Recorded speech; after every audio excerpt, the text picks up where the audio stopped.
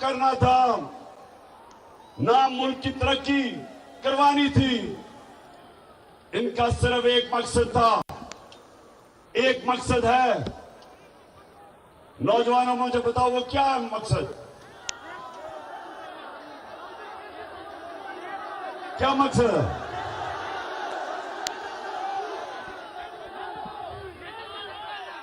एक मकसद है कि जो इन्होंने पिछले 10 साल मुल्क को लूटा, अब वो चोरी जो अरबों रुपए के केसेस थे, 1100 अरब रुपए के केसेस थे इनके ऊपर। 1100 अरब रुपया उसको माफ करवाना था, एनआरओ लेना था।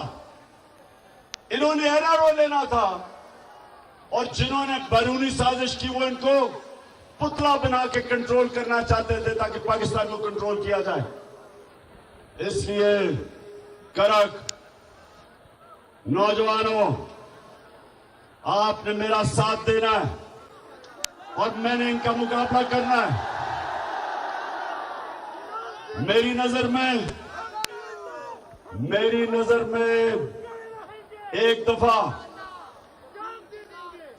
ला इलाहा इल्लल्लाह आपके दिल में चला जाता है, आप कभी भी किसी की गुलामी नहीं करते।